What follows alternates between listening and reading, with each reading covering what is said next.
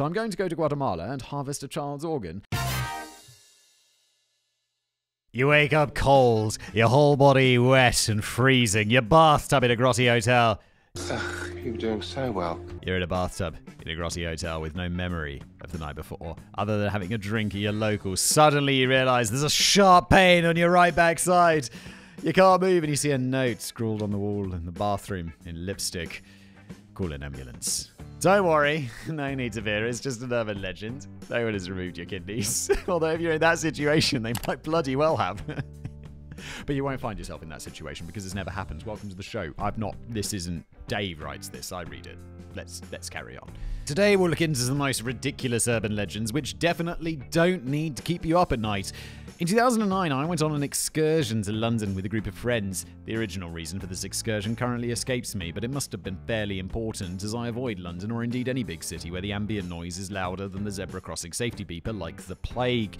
By about 11 o'clock, we were all incredibly drunk, and the topic turned to crazy things that people are prepared to believe. Shouting to be heard over the thousands of people in the bar, most of whom were impatiently waiting for the privilege of paying £8 for a pint of Carlsberg. I mentioned that several years previously, somebody had told me that if you entered your PIN number in reverse while using an ATM, it would take it as a sign that you were being forced to withdraw money against your will and contact the emergency services. Yes, darling. That's what we call a lie. That's definitely a lie. Also, £8. That's not, is that, I feel like that's not too bad in London. While this actually sounds like a good idea, it's not, in fact, true. In spite of my warning to this effect, one of my friends, who had more alcohol than was sensible, decided to test this theory. Not only did it not work, but after he attempted it 3 times, the machine retained his card, leaving him both cardless and cashless in the middle of the night in the centre of London. At least he's got his mates. And they're like, more for you, John. We're just leaving you here, you idiot. After recently recalling the story of my idiot friend, who absolutely does not watch every single episode of Brain Blaze and is definitely called Alex. Hello, Alex. Hello, Alex. Hello, Alex. Hello, Alex. I got to wondering how many other ridiculous urban legends are out there. The following is the result of the research that preceded that wondering. Well, that doesn't sound sinister at all. Emergency services phone charger. Oh, what's this one? I don't think I know this one. It's not often that I include something that is the first result from a search on Google. Really? If I was in your position, Dave, all of these, everything be like, urban legends up. Google. Urban legends. Cool. First one. Simon. Google. Take it. Done. Professionalism. I appreciate it, Dave. No, he doesn't. But this one is so insanely ridiculous that I had to find out more. There are people out there, some of whom are presumably allowed to drive cars, purchase firearms, and vote, who believe that if you call the emergency services number in your country and then immediately disconnect the call, your phone will magically be provided with more battery power. What? So what could have possibly led people to believe this insanity? Well, the answer to this question seems to lie with the functionality of BlackBerry mobile devices. Where is this? I mean, I guess it's like, okay, so the phone thinks you're in an emergency, so it'll like really squeeze everything that it can out of that battery. But I'm also like, yeah, but no. Although don't Teslas do this? Isn't there something about like if a Tesla like runs out of battery, they can unlock like a little bit of extra battery or something? That's got to be a rumor as well, right? It sounds absurd. Sigh.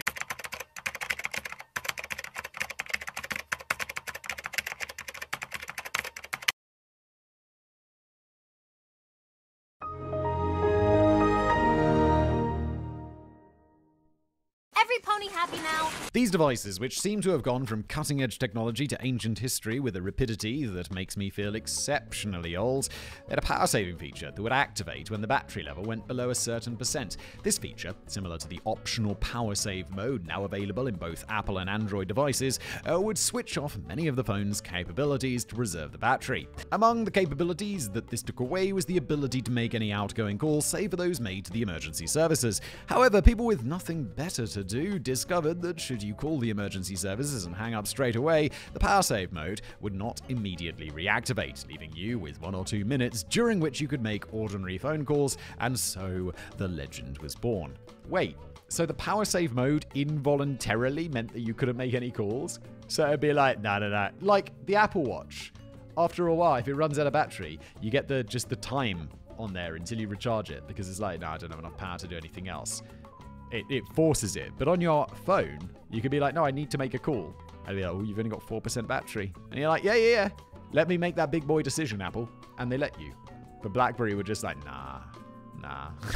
So you had to dial the emergency services. What the fuck? Not only did this prove that few people understood how the devices work, it actually caused real problems for emergency services call centers. So much so, in fact, that according to academicaccelerator.com, in 2013, Derbyshire Police issued a press release telling people not to believe claims that calling 999 would charge the battery. It's obviously not charging the battery. Who would even think that? You know, morons. They said that every time a 911 They said that every time 999 was received. Oh, for the love of... They said that every time a 999 call was received which was silent or interrupted, the operator had to call the person back to make sure it wasn't an emergency. These silent calls could waste police time and prevent them from responding to real emergencies. Bedfordshire Police also released information urging people not to call 999 except in an emergency, citing an increase in hoax 999 calls from people who believed in the urban legend in late 2013. Were we really using Blackberries in 2013? Oh, Jesus Christ, that's 11 years ago. Yeah, maybe we were. In spite of all this happening nearly 10 years ago, longer than that, I think this script must be really old. I'm super behind on Brainplay scripts.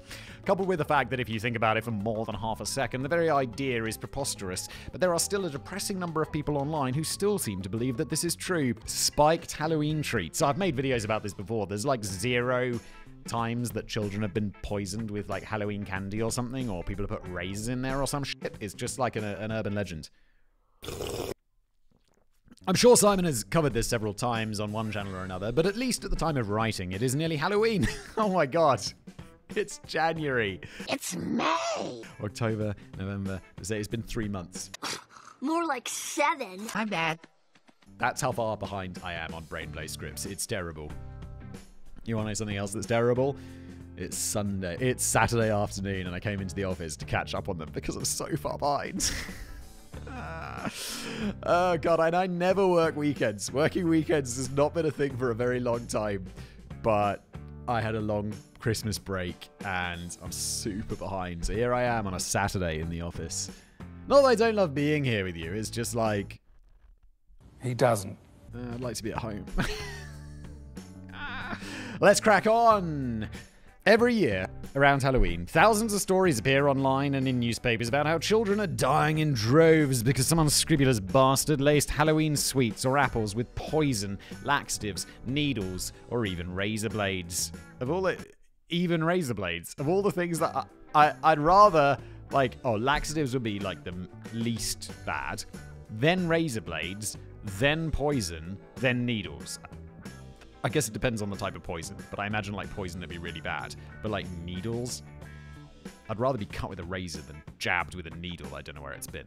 But how often does this actually happen? I mean, if you believe the stories, taking your child trick-or-treating is akin to allowing them to eat directly from a Sharps disposal box. It turns out that... I'm not one of these people who's like antsy about needles. Like, I don't mind getting stuck. But the Sharps bin, like the used needles, where it's like, that's where you get diseases, dude. It's like, what will you do? So you accidentally stick your hand in the needles box. It's like, I really hope this is like the Sharps box for just healthy people getting their blood checked. And they're like, no. That's from the AIDS clinic. Ah!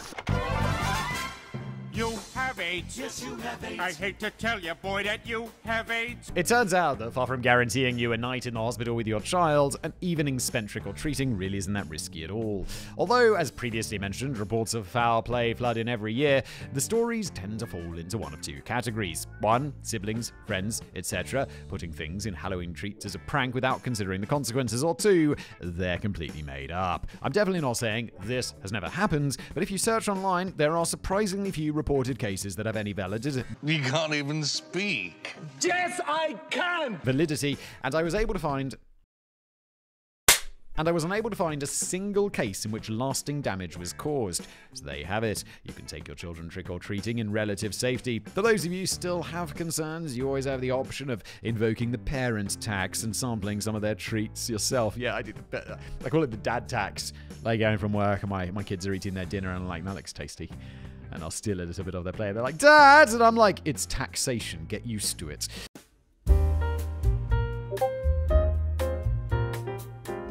The Beast of Hackney Marsh. Anyone who lives in the UK will be aware that there seems to be some sort of unwritten rule that any piece of land over a certain size has to have some sort of suspicious creature living on it. Yeah, it's true.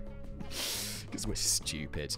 Just one example of this is the alleged Beast of Hackney Marshes. On the 27th of December 1981, 4 boys were playing in the snow in these very marshes when they came across a set of unusual footprints. As this was before the time of Google, Facebook, and Twitter, the only way to discover what had made these footprints was to conduct a search.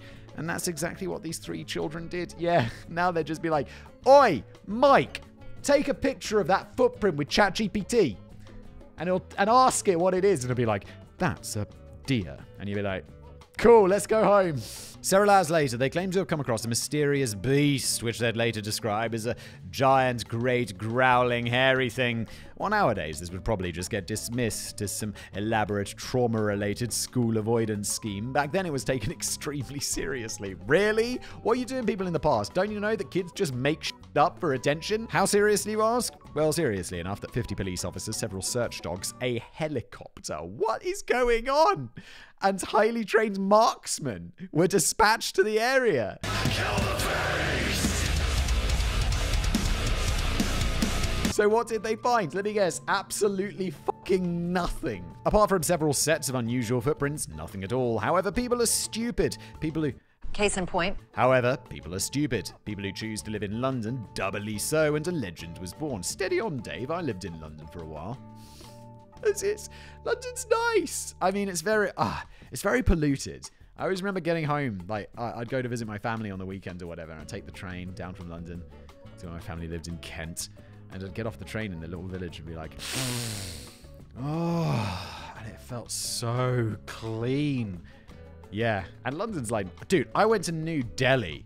a couple of weeks ago, and it was like, the pollution there is nuts. I was in the airport, inside, and you know you get those really long concourses, and this was really long. And I would look down to the end of the concourse, and be like, I can't really see the end, it's a bit hazy. And it's because there's pollution inside. And that's like the air that's sort of cleaned. I stayed in this hotel, they had like a big monitoring thing, like a big screen at the entrance of the hotel, which would tell you the air quality inside. Because they had like HEPA filters or whatever for the whole hotel. Because you'd go outside, you'd just be like, it's very polluted. People who walk through, it was fun though. People who walk through the area would occasionally report sightings of the alleged beast, but it was not until 2012, I don't know how we got there, we're talking about beasts, that actual photographic evidence was captured. A student by the name of Helen Murray claimed to have captured the image while out for a Sunday stroll in the area, presumably to clarify that she was not now a member of the undead. She told reporters, I managed to get away, but I was scared half to death. This time, the witness did not go to the police for fear that she would not be believed. Instead, she elected to sell her pictures to a newspaper. Although experts at the London Zoo were unable to identify the creature, claiming that the images were too blurry, it is perhaps worth mentioning that the police do not believe the children or the student were lying. Rather, they believe them to be the victim of elaborate hoaxes. Even with a complete lack of physical evidence, people in the area will still tell visiting tourists about their legendary beast. Yeah, tourism money. Mysterious organ harvesting. Everybody has heard a version of this story. Let's call him Peter. So, let's say that Peter goes on a business trip and he meets up with a friendly group of individuals in the hotel bar. Peter does not believe that any of these individuals are in any way suspicious. After all, it's perfectly normal for a group of strangers to befriend someone and pay for their food and drinks for the entire night purely out of the goodness of their hearts. Soldiers of fortune, drinks on me!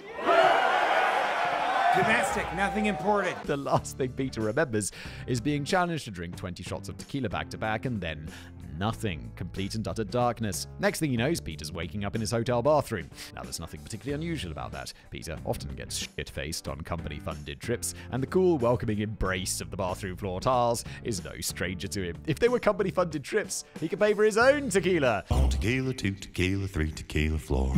After a while, though, he realizes that he's a little colder than usual, and returning to full consciousness with a scream, he notices that this is because he's in a bathtub, and the bathtub is filled with ice. As he struggles out of the tub, he notices a piece of paper stuck to the mirror, upon which is written the sentence, "Call 911 if you want to live." Being pretty keen on living, Peter locates his phone, calls 911, and explains what happened. With a sigh indicating that this is a regular occurrence, the 911 operator tells him to feel his back, and when Peter does so, he discovers a crudely stitched operation wound. Peter, like thousands before him, has been a victim of pesky organ harvesters, and his kidney is, at this very moment, winging its way across the country to aid in the healing of some unknown but wealthy individual. Yes. Gotta harvest those organs. But how often has this actually happened? Well, probably never. At least not like that. This version of the story and others like it spread through hoax email chains in the mid-90s because lots of people will believe anything that lands in their inbox, this actually became a genuine problem. Rumors that organ harvesting gangs were operating in New Orleans became so prevalent that toward the end of the decade, the police were forced to issue a statement claiming that there was, in fact, no threat to the public. Part of the statement reads, "After an investigation into these allegations, the New Orleans Police Department has found them to be completely without merit and without foundation." And that last part's all caps. While it is amusing to think that something that started as an email chain and an episode of Law and Order. Focus, buddy. You got this. Come on. Focus. It's almost over. While it is amusing to think that something that started as an email chain and an episode of Law and Order got this far, it has, in fact, caused some very serious situations. In the criminal justice system, organ-based offenses are considered especially heinous. In New York City, the dedicated detectives who investigate these vicious felonies are members of an elite squad known as the Organ Victims Unit. These are their stories. In Guatemala, a version of this hoax claimed that American tourists would visit, kidnap children, and harvest their organs either for sale on the black market or for their own personal use. What the fuck? Can you imagine? It's like, yeah. So what are you doing this weekend, Simon? Well, I've got kidney failure. So I'm going to go to Guatemala and harvest a child's organ, bring it back, and then have the doctor stitch it into me. Easy! Like, no, this doesn't make sense. If this were true, the response from the Guatemalan locals would have been justified. Unfortunately, it wasn't, so it wasn't. There are numerous reports of American tourists being attacked in the streets, with one woman, June Weinstock of Alaska, who is accused of kidnapping an 8-year-old girl, being stabbed and beaten so badly that she ended up in a coma. According to the New York Times, the missing child was later found alive and well. So next time you're thinking of starting a humorously unbelievable chain email, it might be worth... No one's thinking of doing that, Dave. It's 2024. No one does chain emails. It might be worth giving the potential consequences some serious consideration. Carrots help you see in the dark. Do you remember this one? Sitting down to a Sunday roast and your mother telling you eat your carrots, they'll help you see in the dark. Not only did I discover that this is not true, I ate so many carrots that I was in danger of turning orange. Looking back on it, I think it was a particularly cruel trick for a parent to play on their blind child. Oh, God!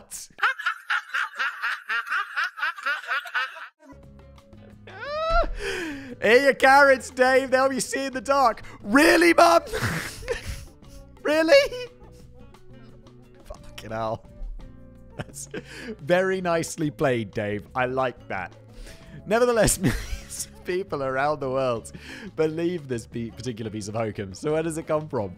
While many urban legends have their origins buried deep in the mists of time, this particular one is fairly new. It is certainly true that the amount of vitamin A contained in carrots could possibly assist in maintaining healthy eyes, but providing you with superhuman levels of night vision, they will not. The idea that they would actually stems from a propaganda campaign during World War II. Due to the development of radar, the British Air Force developed a fearsome reputation for being able to shoot down German bombers at night. In order to keep radar technology secret for as long as possible, the Air Force put out word that their pilots were eating huge amounts of carrots. I know this. I think I've covered this before. It's amazing. In order to aid their vision. This myth was also Fuck this. I'm out. This myth was also perpetrated by the United States government, who, among other pieces of literature, produced a poster with the following information: night sight can mean life or death. Eat carrots and leafy greens or yellow vegetables rich in vitamin A, essential for night sight. While there is no evidence that proves that the Germans actually fell for this ruse, it did have a few beneficial consequences. Firstly, it encouraged civilians to eat more healthily. Secondly, due to the fact that food was particularly scarce during the Blitz, the government encouraged people to grow their own food at home. Yeah, my nan did this, or like her family. I remember she told me like she'd have to go out and they'd have like chickens, and she'd be responsible for cutting the chicken's head off. And she kept everything. She wasn't really a hoarder. Her house was never like messy, but she had like loads of random shit. She had like all these ration books from back in the day. And I also didn't realize, I just assumed that people were super hungry during the war because they had all this rationing, but it didn't apply to like fruits and vegetables and stuff. So you could just just eat loads of fruits and vegetables. How hard is it? It's like, yeah, you want chocolate and sweets and stuff, but it's not like you're hungry.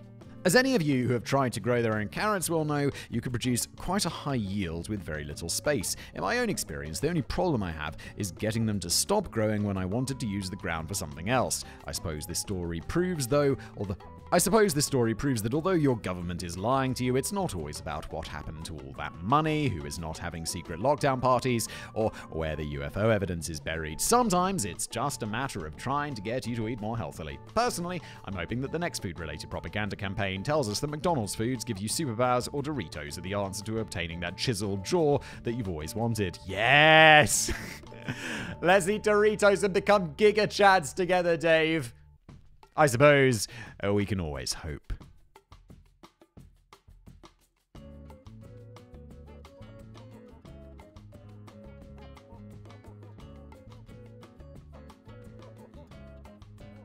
Hello, Alex. Hello, Alex. Hello, Alex.